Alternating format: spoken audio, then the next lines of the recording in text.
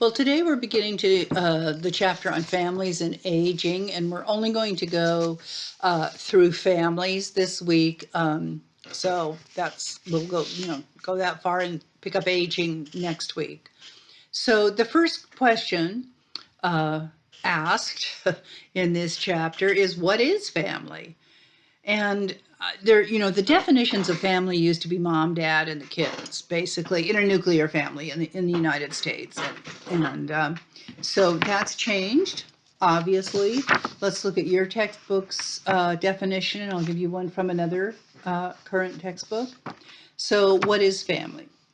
An intimate group consisting of two or more people who, one, have a committed relationship. Do you get the two or more people? It doesn't say a man and a woman. It doesn't say they're legally married, etc. So, uh, an intimate group consisting of two or more people who, one, have a committed relationship, two, care for one another and any children, and three, share close emotional ties and functioning. Here's another from a different Soch text. A family consists of people who consider themselves related by blood, marriage, or adoption. So there's something called cultural universals, and there's a lot of issues about that. Institutions are universal, how they manifest are not.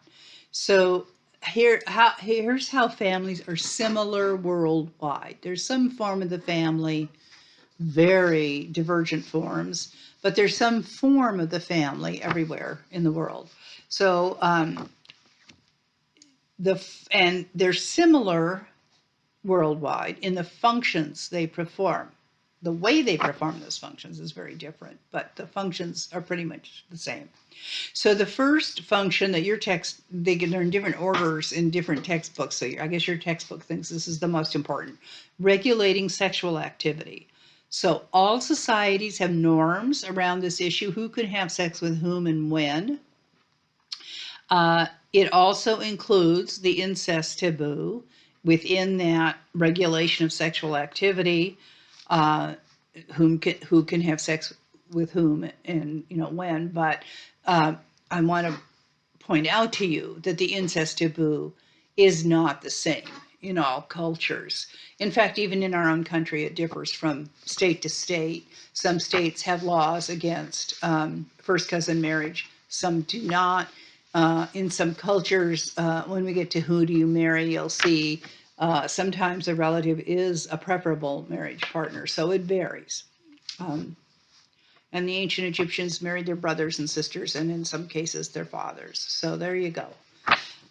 It varies, but the incest taboo exists in all cultures, and it is, part of this function of the family of regulating sexual activity. Another function involves procreation and, slash reproduction, two words that mean basically the same thing, and socialization of children, all kind of, your text throws it all in there in one category. In other texts, socialization of children is a separate function.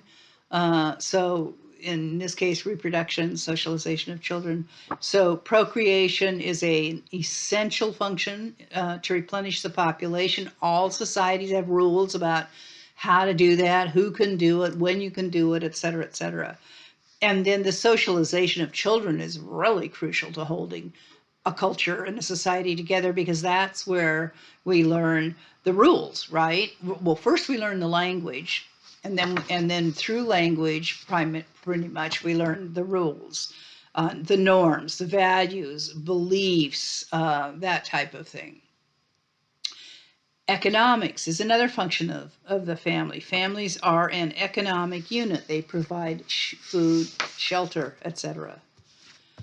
This is kind of an interesting one in this textbook, and I haven't seen it in others as functions of the family, but it's certainly true, which is social class placement, which affects all aspects of our lives growing up in a family. What social class the family has, basically how much money, how much education they have. Can you see how that affects where you live, what kind of schools you go to, how you vote, what kind of food you eat, what kind of access to health care you have. One could go on and on. It even affects what religion you belong to tell you the truth, based on income and education. So it affects all aspects of our lives, and it's initially based, of course, on our parents' social class, but we can change that up or down as we get older and become adults. Other functions are, there's only one year text ads, which is recreation, um, and uh, and then the other one that's very important and not included in your text is care of the sick and the elderly. Now, what I love doing in class is going through every one of these functions. You wonder why the family has changed so much, and you can just blow them out of the water. Um, Families don't regulate sexual activity that well anymore. It just, let's face it, it just isn't happening. Um, and that then the next thing that comes along is that it's the form in which the function in which people reproduce. Nope, it's not anymore either. We have one of the highest teenage pregnancy rates, although it's been dropping the last decade or so, but it's still very high. We have daycare in schools now, in high schools. I'm not saying there's anything wrong with this, by the way. I'm just saying how much it has changed. Okay, the function, these timeless, supposedly timeless, universal functions of the family. So families don't do a good job of regulating sexual activity anymore. They don't do a good job of being the place that one reproduces children. What about the socialization of children?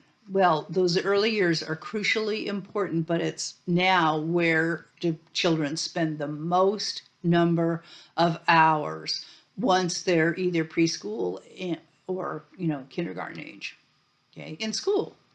So schools and the rest of the time they're on their devices. I used to say on watching television and cartoons and commercials, but I know it's different now. So, the media and schools are the primary socializers of children after those first early years, which I will repeat are crucial. They are crucial. I'm not saying that they're not important. They are our first, foundation of self, really. But then the rest of the time, we're somewhere else, and other rules and ideas and norms are being socialized into us. So families are not the sole or primary socializers of children anymore. What about economics? Well, what that meant when that uh, was first formulated by anthropologists and sociologists several generations ago, and looking at indigenous peoples, remember it's universal, was that the family was an economic unit that worked together. If you think about farm families and things of that nature, everybody worked, everybody supported each other. Um, Everybody's was valued for what they could do, even if it was a little tiny kid who collected the eggs, whatever, which is also fun, but it was work. Those are all aspects of being an economic unit. Now it's mom and dad gone all day working. So that one is left. And I generally, when I put all this up on the board in a class, I give that one about half of what it meant, waiting. What about recreation? Historically, it was your family that you recreated with and hung out with. And I always ask in class, how many of you are just waiting for the weekend to come so you can, just to see all your aunts and uncles and siblings and mom and dad, and you're all going to hang out together and read to each other and play instruments with each other and cook together. No, not so much anymore. But that's what families used to do. Almost everybody played some form of an instrument. And so, who else were you going to recreate with if you lived on a farm somewhere? Maybe once a month there was a barn dance somewhere where people went, and did or church on Sundays for sure. But the rest of the time, the people you socialized with and did did fun things with was your family. So we can kind of throw that one out the window. And the one that we can really throw out the window almost 100% is the care of the sick and the elderly. That just isn't happening in families anymore. And that was in American families. In Asian families, oh yes, it is. But it's changing in China, and it's changing in Japan, where the eldest son always cared for the old folks, and they all, the multi-generational households and things. So when we all go, oh my God, family isn't what it used to be, and marriage isn't what it used to be, well, these are the reasons why. Frank Lloyd Wright famously said he was an architect, but he was right about this from a sociological perspective too. Form follows function. The functions change, the form changes. So what is marriage? A socially approved mating relationship that people expect to be stable and enduring.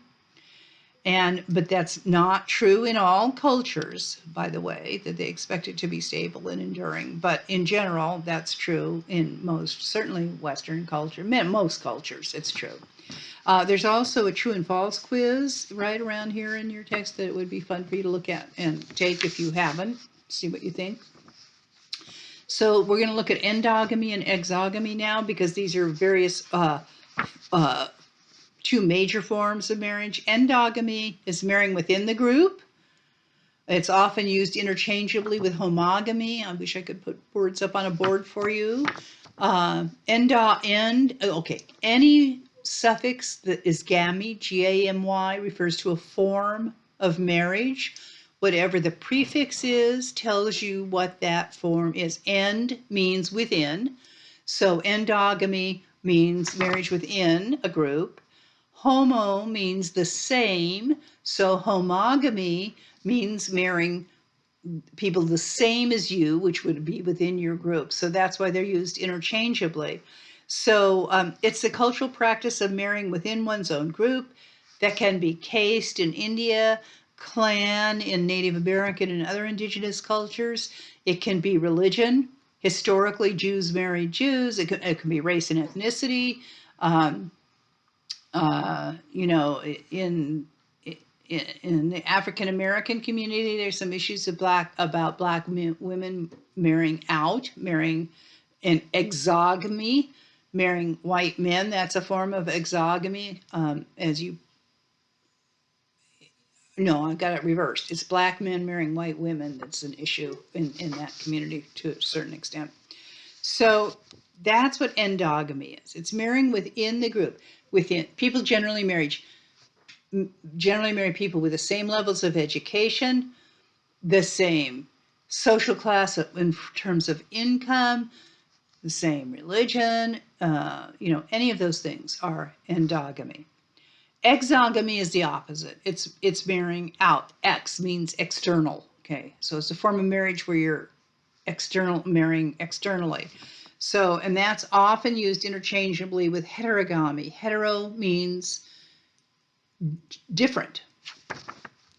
If you can apply homogamy and heterogamy, you can see the roots of those Greek words in homosexual and heterosexual. Okay, so heterogamy is the same as exogamy, marrying out of your group.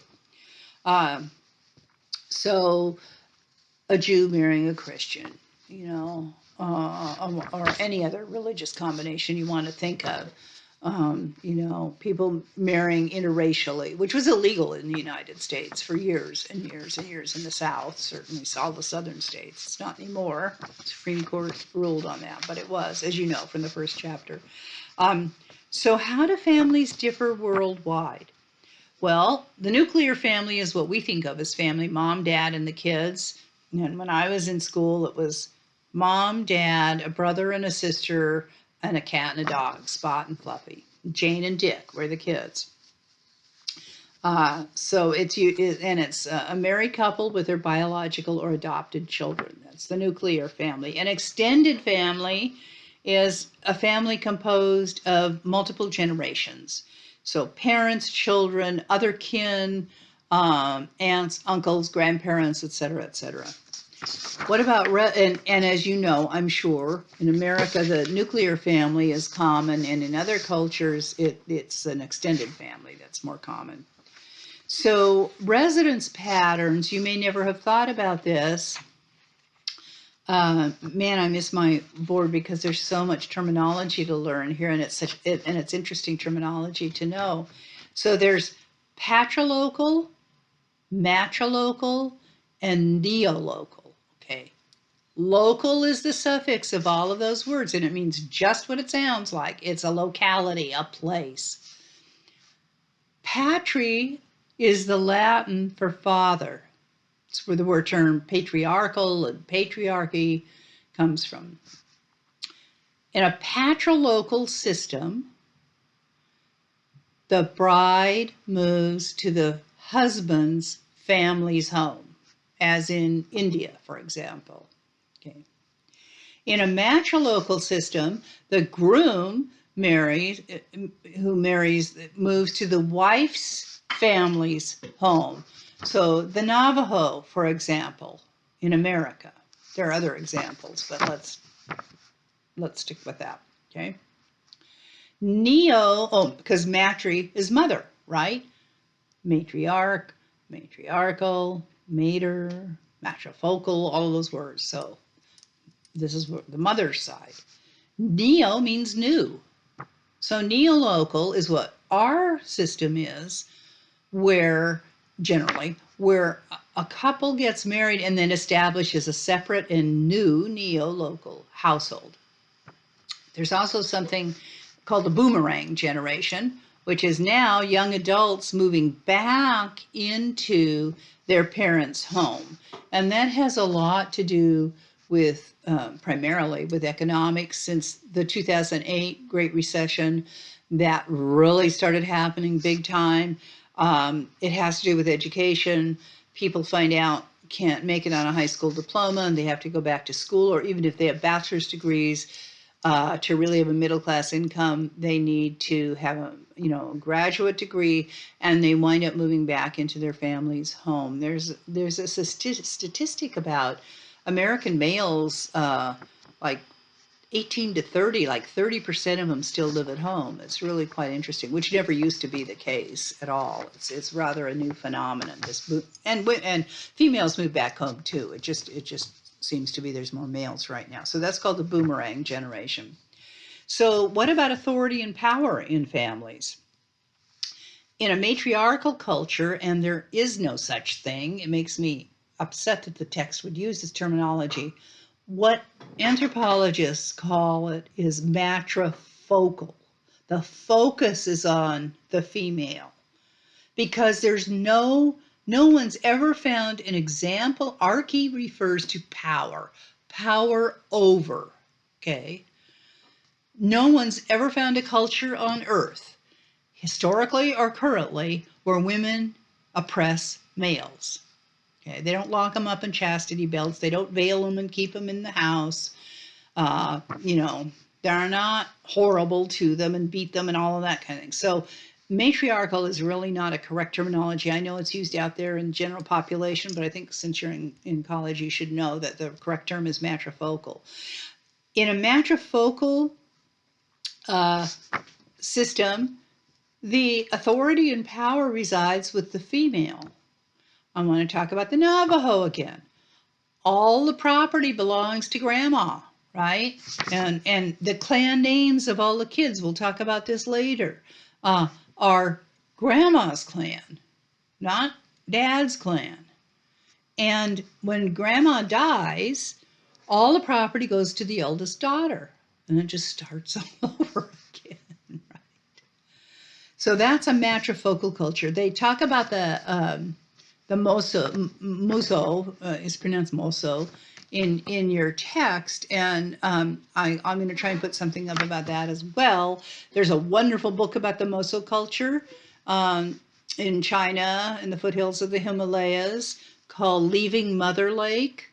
And so that's a system where the women don't even marry, and they have as many lovers as they want, and they run the village themselves. The guys are mostly herders, and they have a very nice relationship with each other, the males and the females.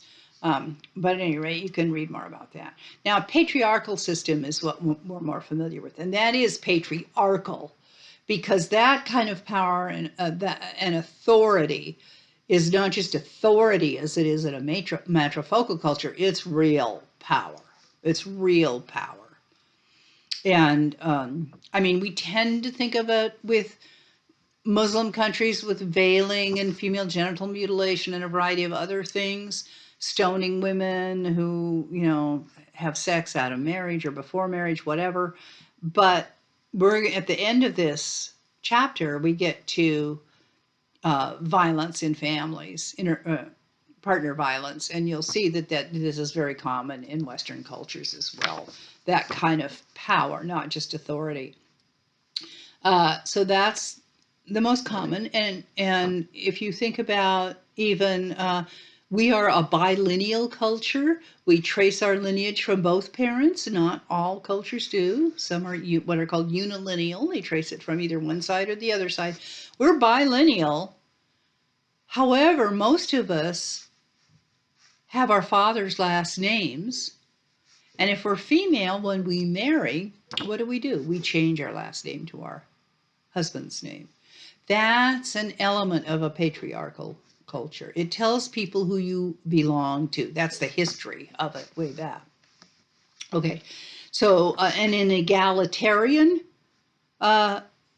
situation of authority and power, it's where people share equally, and that's more and more common in American marriages. It tends once again to be more highly educated people with a higher income. But that's sharing power, egalitarian. What about courtship and mate selection? Well, what we have in the U.S. with open dating is called a marriage market, and you kind of date as many people as you can, and then you assess who's you don't necessarily do this consciously, but the comparison of assets, what someone brings to the relationship, we could put that more nicely, and liabilities, what may be problematic in their behaviors or whatever, are things that we do think about and consider, both males and females, whether it's conscious or unconscious. And so the idea is you choose the best possible mate. And hopefully there's some romantic charge in there. That's very important in American culture, romantic love. So that's obviously part of it as well. So that's a marriage market system. Now, and then there's arranged marriages. So let's go to India again. They're very famous for their arranged marriages, although they're very common in many other cultures. But it's actually, in arranged marriages, it's generally the parents who do the arranging. Now, in modern India, the children that the arrangements are being made for, they're adult children, meet the partner and can say, not that one, or okay, that one, but they are matched according to caste first. That's the most important. They're also matched in terms of astrology, and certainly in terms of education, profession, income, etc., etc. So that's an arranged marriage. And the reason for arranged marriages is it's too important, and has been historically, I'm talking over thousands of years, to leave it up to young people to figure it out. You know what the example of that is? It's Romeo and Juliet. That's not a romantic play, it's a cautionary tale to show parents and children. I can see Renaissance parents dragging their teenage children to the Globe Theater to watch Romeo and Juliet, to say, see what happens if you don't listen to us and marry who we arranged for you to marry. Everybody winds up dead at the end. And so that's the reason for arranged marriages. It has to do with the inheritance of property, with kinship, with the prospective children, et cetera, et cetera. Okay. Monogamy and polygamy. Here we've got the gamy as the suffix again, so it refers to marriage. Mono means one, single. Poly means many or a few. So monogamy is when you marry one person. theoretically for life. That's not certainly true in America. We have what's called serial monogamy. In other words, we can only marry one person at a time. Otherwise, you're a bigamist, which is against the law. But you can marry as many people in a series or sequence as you choose. What Elizabeth Taylor had 8 or 9 husbands, I think. Okay, so as long as you go through the legal process to marry and divorce, then you can marry as many times as you want. So yes, we say we are a monogamous society, but it's really what's called serial monogamy. Now, polygamy is a generic term. All it means is a form of marriage with more than one, poly. It doesn't tell you if the more than one is a husband or a wife. We do use polygamy to mean, we say the Mormons are polygamous. Well, actually, they practice polygyny. Okay. Polygyny. You notice that gyny it's a Greek for female. If you think about gynecologist and things like that, it's whenever you see gyn or gyny, you know it refers to the female. So the Mormons' form of polygamy is polygyny, or they used to have more than one wife. Okay, and that is by far around the world, vastly by far, the most common form of polygamy. But there's another form of polygamy called polyandry. Andros is the Greek root for male. More than one male. So there is a form of marriage where you marry more than one person at a time, male, more than one husband. And in northern Tibet, there is a group of people that do that. In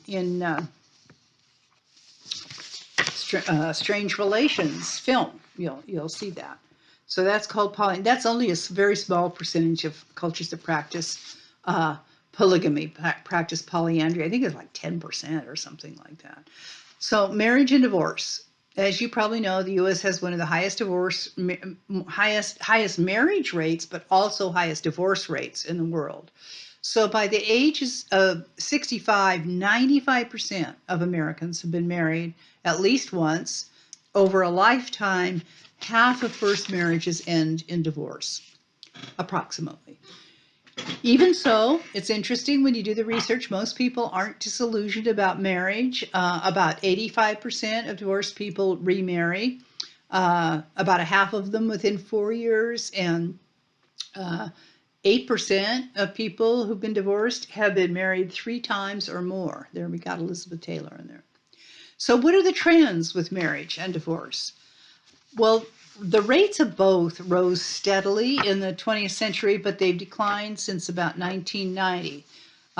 The rates of, now listen to this, both marriage and divorce have declined. So fewer people are getting married and fewer people are getting divorced. Okay. By 2012, it was a historic high. Marriage rates are expected to decrease further and are still dropping since then. So since, they've been dropping. The divorce rates are high, but lower than in 1980 to 2009.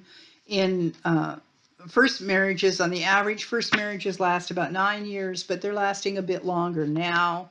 And so why are both marriage and divorce rates falling? Here's the macro reasons, the large reasons. First of all, U.S. values are changing.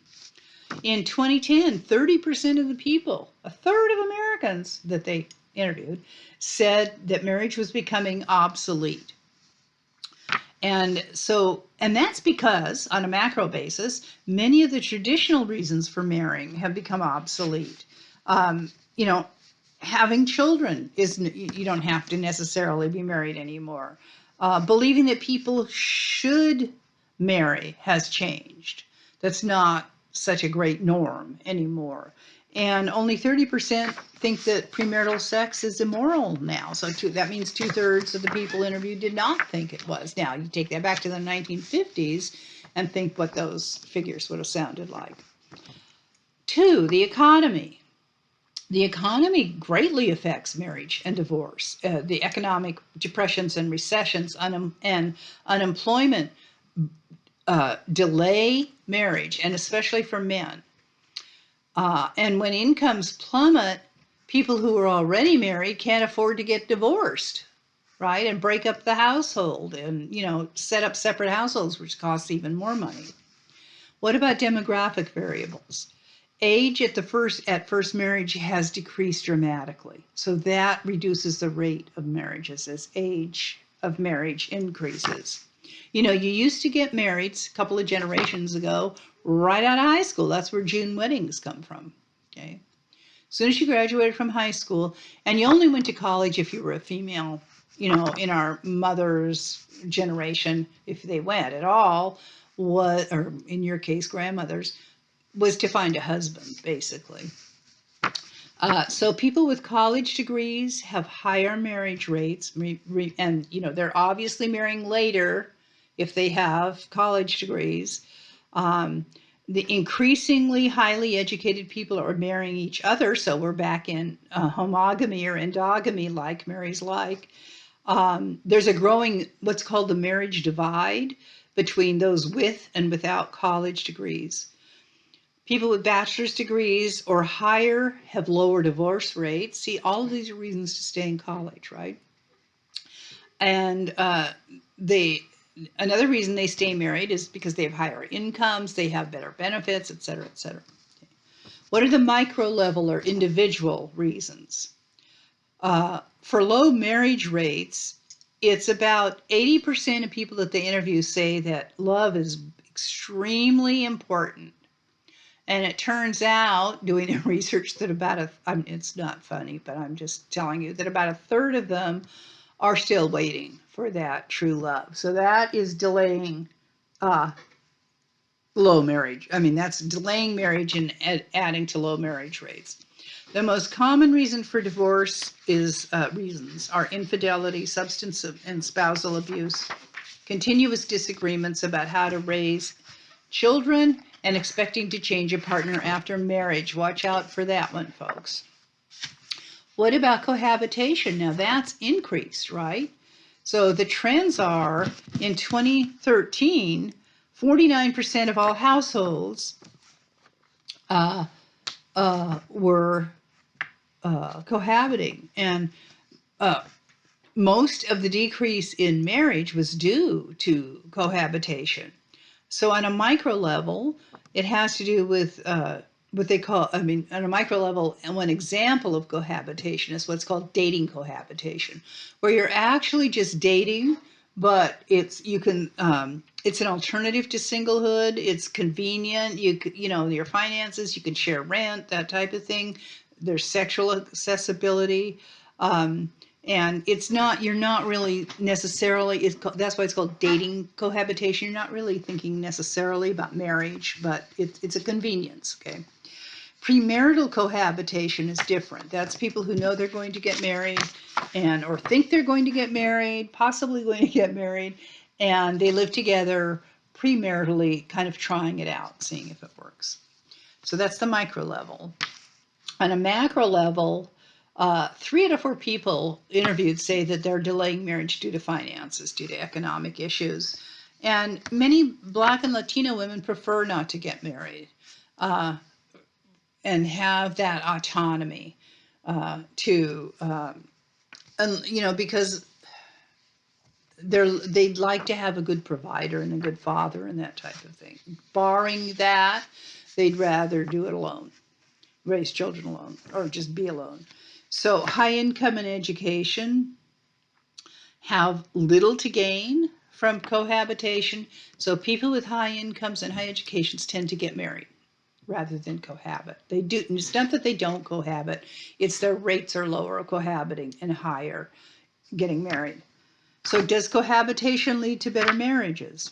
Well, on the positive side, women who cohabit are no more likely to divorce than ones who don't, and here's the big if, the big caveat, if there is a commitment and plans to marry and cohabit, and the timeline is a short one.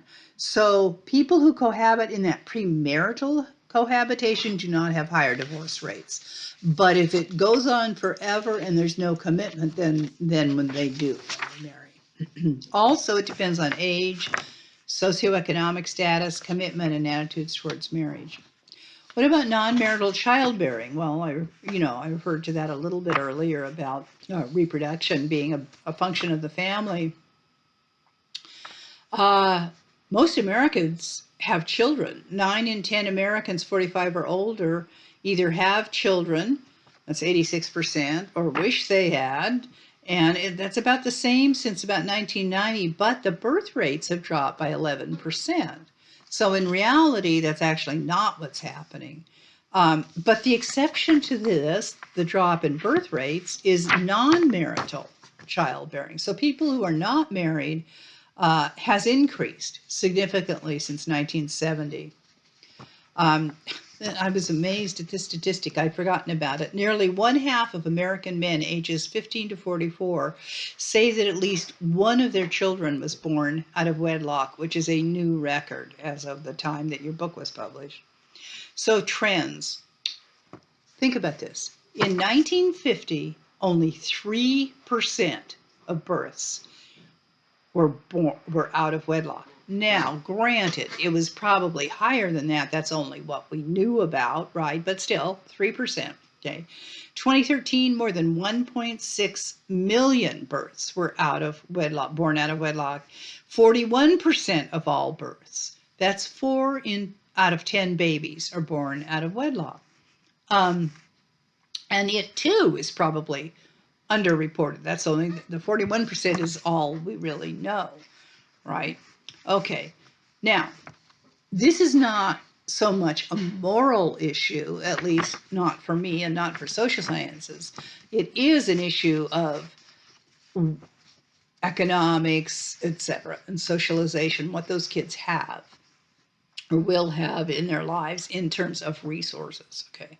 So this out of wedlock premarital birth varies widely across racial and ethnic groups. Women have, just as in general, have higher rates, but there are more white women in America. So it's proportionally higher for African Americans and lowest for Asian Americans, premarital births. And it also, of course, varies by social class, which is, of course, why there are the racial disparities. Racial and ethnic disparities are correlated directly with social class. So if they vary by social class, among college graduates, the premarital birth is only about 9%. It's 57% for high school dropouts. Okay.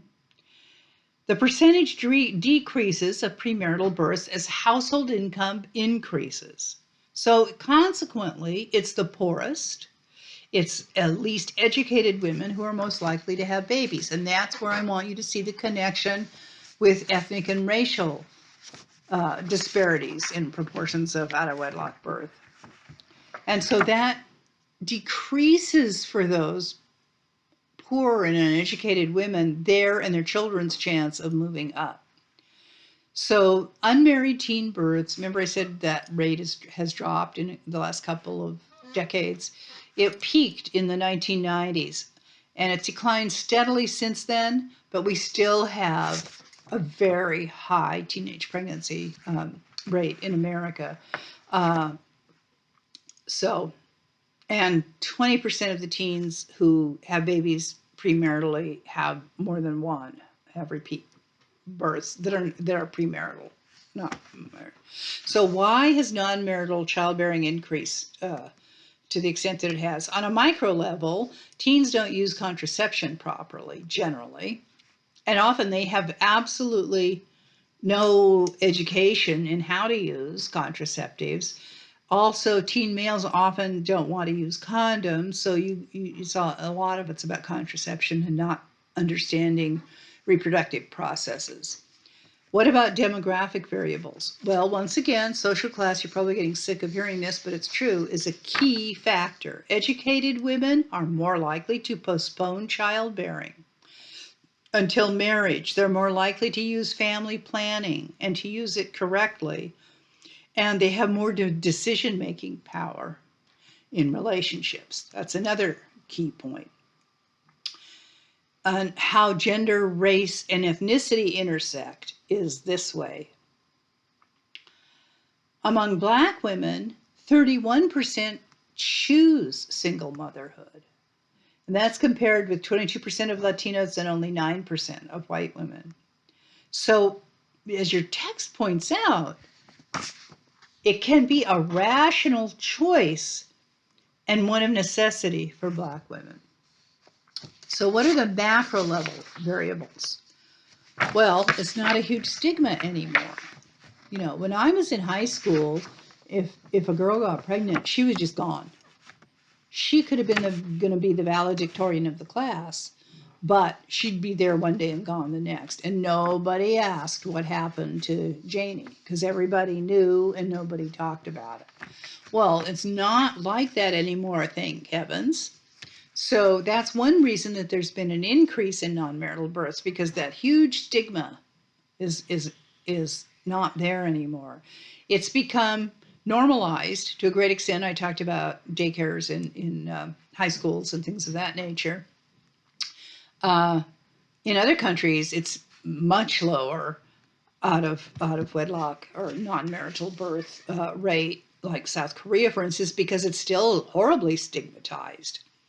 So it turns out that about 40% of U.S. female teenagers, 15 to 17, have had sex, but 80% of them had no formal sex education.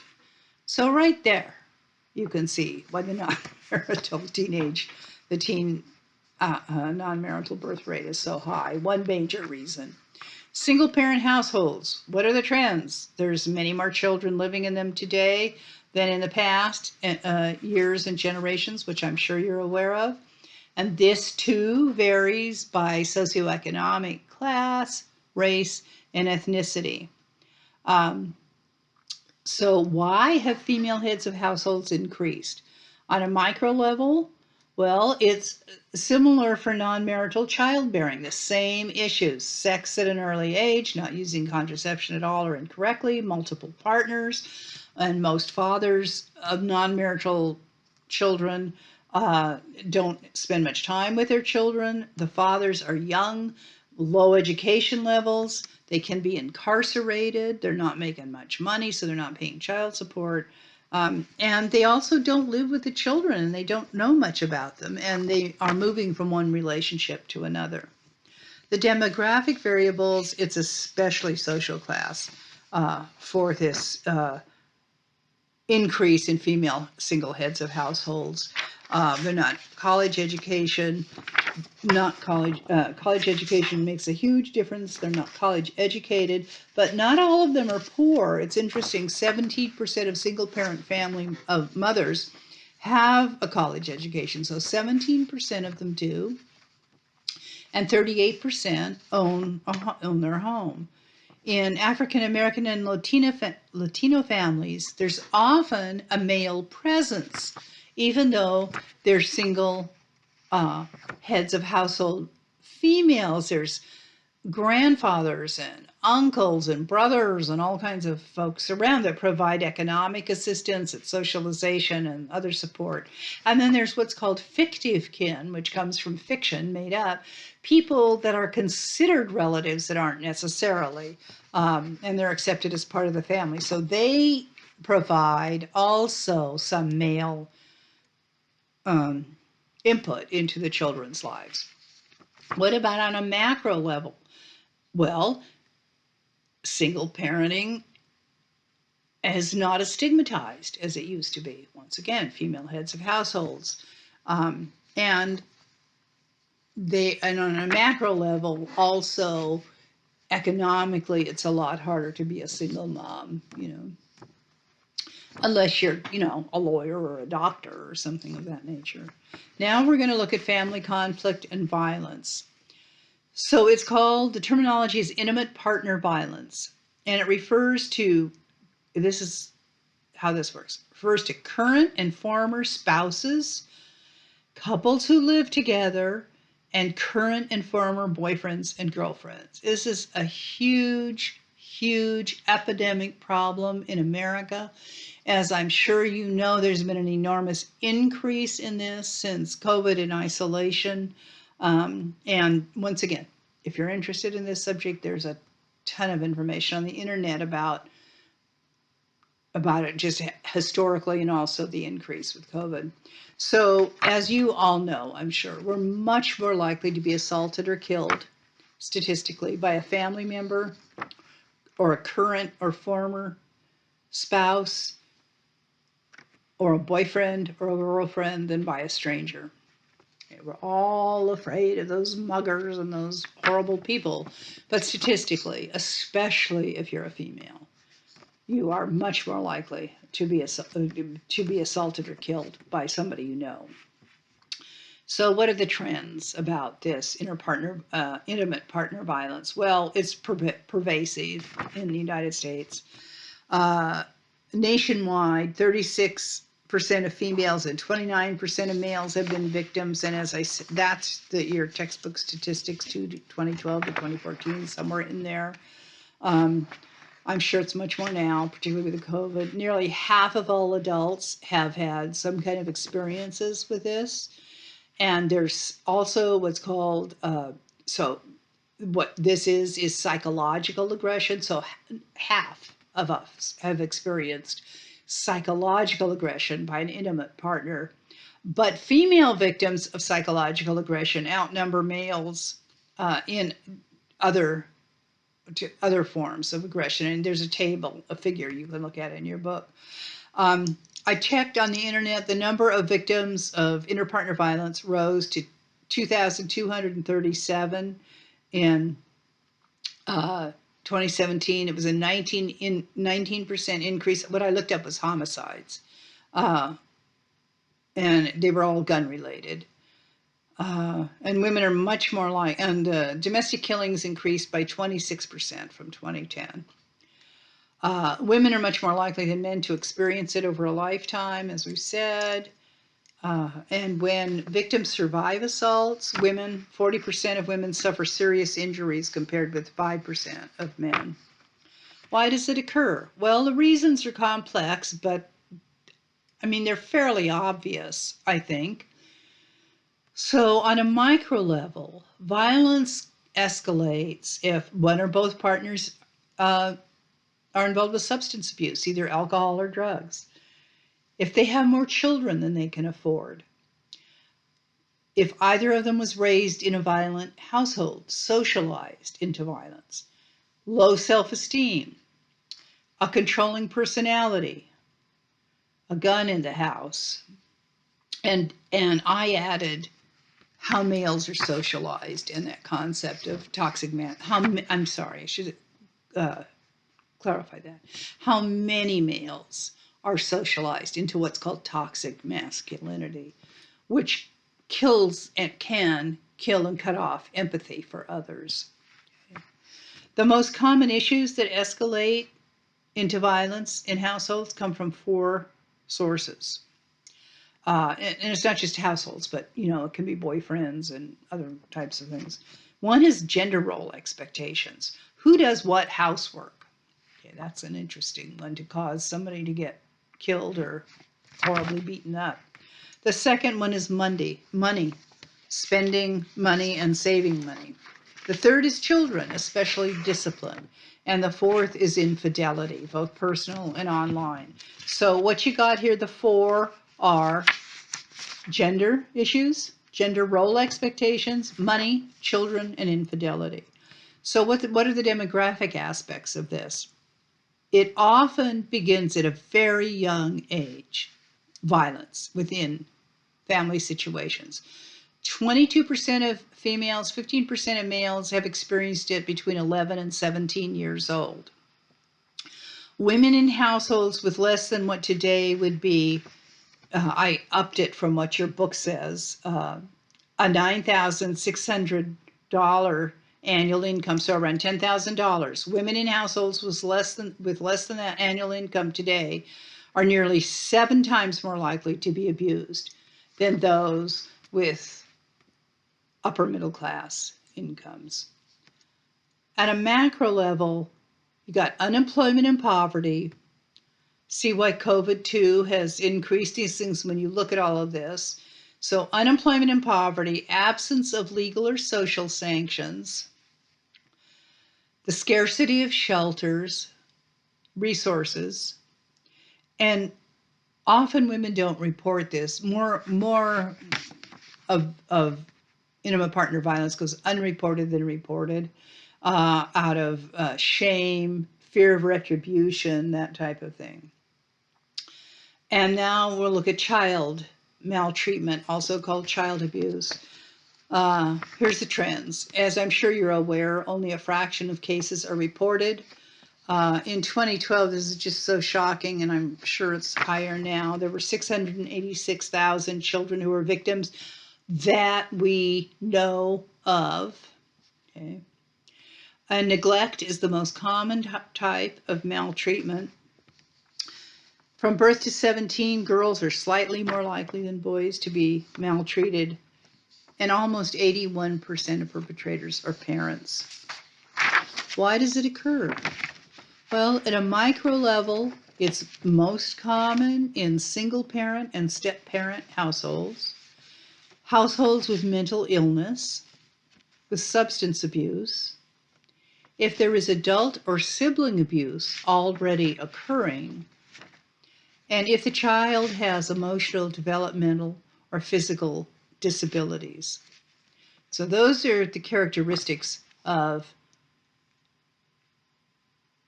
most common at an interpersonal micro level of causes of child abuse. What are the demographics? Once again, low socioeconomic status. Young parents is a huge element in child maltreatment. And parental conflict before, during, and after a divorce is another causal thing. The macro or large societal causes: economic hardship, unemployment, poverty. Almost 26% of children live in homes where parents or other adults engage in violence. What is the key word for all of those things we just talked about in relation to interpartner violence? It's stress. There's two others. Okay, mainly it's a variety of things that cause stress. Also, it's substance abuse, alcoholism or substance abuse, which are ways of self-medicating, right? That's how it starts out, to relieve stress, and then the presence of guns when it comes to homicide, interpersonal partner homicide. So we're going to wind up with this cheerful subject of elder abuse. Around 12 to 15% of elders over 60 have experienced it, so that's a large percentage. Most of them are white, 83%. The average age is 76, and 76% of them are women who live in their own homes. They're women who are vulnerable physically, mentally, socially, and financially. 50% have dementia of elders who are abused, and low household incomes. The perpetrators are primarily their adult children, spouses, or cohabiting partners, or some other family members. It's generally someone in the family who's the perpetrator. And the average age of the abuser is around 45. Most of them are white males. Most of them are white. 61% are males with a high school or less education and alcohol or substance abuse. Why does it occur? Well, on a micro level, the abuse of alcohol and drugs is more than twice as likely among family caregivers who abuse elders than those who don't. Now, there's an interesting fact. More than twice as high